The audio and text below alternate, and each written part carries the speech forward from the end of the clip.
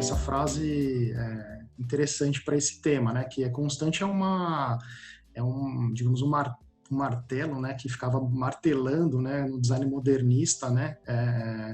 Nas identidades visuais, né? Então achei que essa frase cairia bem aí para ilustrar o que esse trabalho se trata, né? Então, se a gente falar no termo, né, na palavra marca, ela vem da ação de marcar, né, deixar uma marca. Então, por exemplo, aqui, né, esse daqui é um chomp, né, um carimbo, né, chinês, né, dos clãs lá chineses que a galera carimbava para, sei lá, certificar um determinado documento, né? Então, tinha uma pressão ali, né, deixava essa pressão naquele determinado lugar, né, com uma tinta, né, entintava ali, né, em alto relevo, né, e depois carimbava e deixava um sinal, né. Quando a gente chega com a industrialização, o que acontece? Com a produção industrial, mano, há um aumento exponencial, né, da produção, né, e aí começa a ampliar os mercados, né, ele começa a vender não só para aquela vilinha que ele mora, mas para cidades do lado, depois para outros países e por aí vai, né. Então isso aumenta também a concorrência, né, começa a gerar uma concorrência muito grande, né. Quando a gente entra na questão do design moderno, né, e identidade visual convencional, a gente sempre vai ter esse mantra, né, que todo mundo repete, né, ou repetia pelo menos, né, que é o mantra da consistência, tem que ser consistente, tem que ser, tá tudo meio próximo, né, tem que ser estável, tem que ser padronizado, tem que ser único, né, tem uma unificação, tem que ser eficaz, tem que ser rápido, eu não posso perder tempo, né, então essas são as palavras de mantra aí, né. Bom, aí olha só, né, interessante, né, essa catedral, né, que é uma catedral gótica aí do século XV,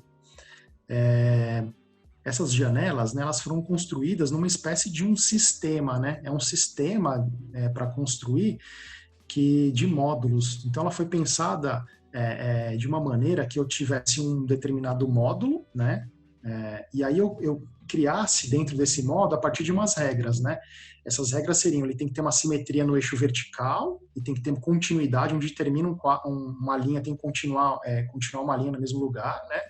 Ele tem elementos constantes, que isso é muito importante quando a gente fala em identidade visual flexível, que eu tenho que ter elemento constante, senão vira qualquer coisa, né? Eu tenho que ter alguma coisa que é a âncora, né, que segura o negócio, digamos assim, né? Senão pode virar qualquer outra coisa, né? Identidade, ela vai se desamarrar de tudo e aí, né, perde a identidade, né? Que é nesse caso, quais são esses elementos constantes? São os módulos em si, os formatos desses módulos e o material que é utilizado, né? Que é pedra aí no caso, né? E aí tem os elementos variáveis, que são as posições. Então, a partir desses módulos, olha só, todas essas janelas aqui, ó, nessa catedral, nenhuma janela é igual à outra, a não ser a parte de baixo, né? Mas toda essa parte de cima aqui, né, eu acho que é cúpula, né, se me falha a memória, não sei se é o arco, né, no arco aqui, né, é, todas elas têm desenho diferente, mas são os mesmos módulos, a partir dos mesmos módulos. Então, essa ideia de sistema, a galera começou a pensar já há bastante tempo, né? Um sistema mais flexível, né? Então, e ao mesmo tempo, né, que é interessante, que eles parecem coesos, né? Parecem que fazem parte de um sistema, não parece que é qualquer outra coisa, assim, não parece que é um negócio, tipo, aleatório, assim, essa janela não tem nada a ver com a outra, né? Não, parece que elas fazem parte de um sistema, né? Então, esse sistema é pensado na arquitetura, né, aí nesse caso, né?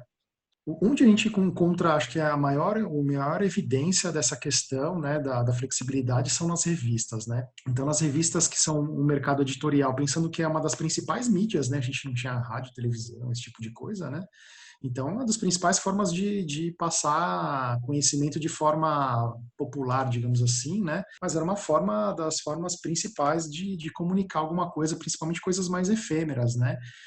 Uma dessas primeiras revistas que a gente observa isso é essa revista alemã chamada Jungen, né? E ela começa a apresentar essas flexibilidades. Mas olha só, aqui a gente tem também outros exemplos, né? Inclusive de artistas, ó, o Gustav Klimt aqui, por exemplo, nesse caso, né? Que aí também tentam explorar, né? Aí um pouco menos, assim, digamos assim, um pouco mais contida, vai, digamos, essa variação, mas ainda assim a gente percebe. Aí a gente começa a entrar, digamos assim, no passo um pouco começo do século, vamos ver outras evidências aí do que isso aparece, né? Onde que esses caras aparecem. Então, tem coisas aqui que vão permear aí as próximas páginas, que são o pensamento de design como programa, que aí vem, né, da Bauhaus mesmo, né, da escola de Umi, a própria invenção da televisão, né, vai ser uma coisa que vai interferir de alguma maneira, né, na questão das identidades, a revolução digital, pensando, né, de toda forma, né, essa revolução digital, inclusive a computação gráfica, a programação e a arte generativa, né? Por isso que eu tinha enfatizado, né? Uma possibilidade muito grande que a gente tem hoje que é a impressão sem matriz, né? Então eu posso gerar uma marca ou uma capa de revista que tem várias capas diferentes, por exemplo, a partir de uma determinada programação e tal, né? Outras evidências aí, né? Por exemplo, aqui a gente tem o metrô de Londres, né? Que é o caso clássico do design também, né? Tipo, todo mundo já ouviu falar, né? Quem estuda design e tal, né? A marca do metrô de Londres, Underground, tem todo aquele, né, case, né? Porque realmente é falando de onde um dos primeiros lugares onde a gente criou um sistema, né? Que não pensava somente no logotipo, mas pensava qual é a cor que a gente vai utilizar nas publicações, qual a tipografia, como que vai ser o estofado do interior dos trens, como que vai ser a sinalização e todo um sistema realmente, né, como a gente conhece hoje. Os caras do começo do século passado já estavam pensando.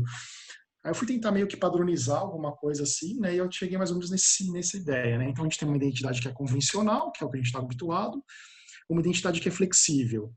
Dentro de uma identidade flexível, a gente pode ter, por exemplo, uma identidade que eu posso variar a forma de execução dessa identidade, ou seja, eu faço ela, apesar dela ser variável, eu faço no Illustrator, por exemplo, eu posso ter um software exclusivo que gera minha marca, com um clique, sei lá o quê, e eu posso ter uma identidade generativa que pega dados, por exemplo, sei lá, tem um case lá, por exemplo, Visit Nordic lá, que pega dados do tempo, temperatura e gera alguma coisa para você.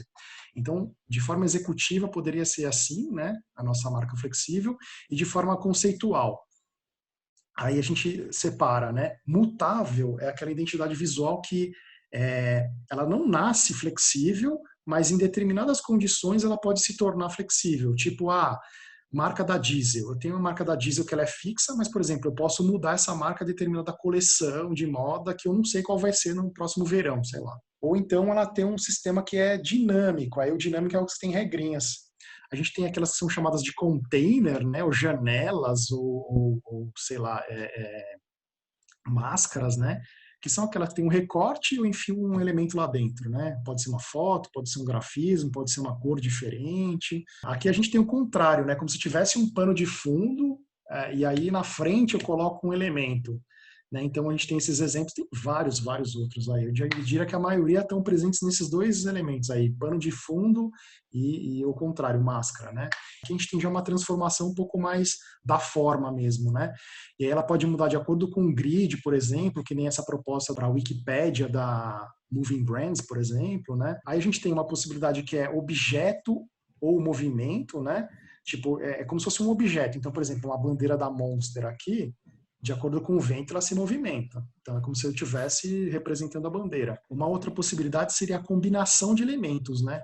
Pode ser uma coisa tipo essa IDTV, que é feita, por exemplo, a partir de algoritmos e tal, e ele vai criando essas estruturas aí, né?